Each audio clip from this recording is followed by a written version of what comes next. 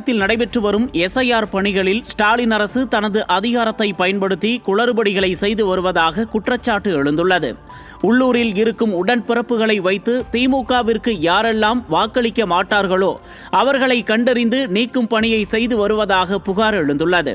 அதன் ஒரு பகுதிதான் ஈரோட்டில் நடைபெற்ற இந்த சம்பவம். பார்ட்டி எல்லாருமே இங்கே இருக்காங்க. ஏடிஎம்கே இருக்கவங்க மட்டும் வந்து அப்படியே ரிஜெக்ட் பண்ணி விட்டுறது. கேட்டதுக்கு என்னன்ட்டாங்க, கண்டுபிடிக்க முடியலன்ட்டாங்க. இது என்னதான் பண்றது? இதில் ஒரு 147 ஓட்டை வந்து எடுத்திருக்காங்க. இவங்க வீடு வீடாக போய் பார்த்தாங்களா? ஈரோடு கிழக்கு சட்டமன்ற தொகுதி 51வது வார்டுக்கு உட்பட்ட 214 மற்றும் 215 ஆகிய வாக்குச்சாவடிகளில் அதிமுகவினர் உட்பட 147 நபர்களுடைய வாக்குகளை எந்தவித காரணமும் இன்றி நீக்கியிருக்கிறது திமுக கும்பல். இப்பகுதியின் BLO திமுகவினருடன் சேர்ந்து இந்த அநீதியை செய்திருக்கிறார். SIR பணியை வீடு வீடாக வந்துதான் செய்ய வேண்டும்.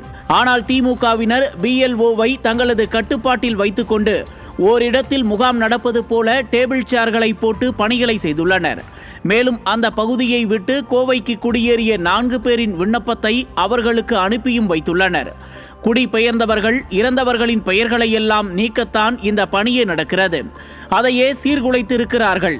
அது மட்டுமா, அதே பகுதியில் வசித்து வருபவர்களை கண்டுபிடிக்க முடியவில்லை என ஒரு காரணத்தை சொல்லி துணிச்சலாக நீக்கியிருக்கிறார்கள்.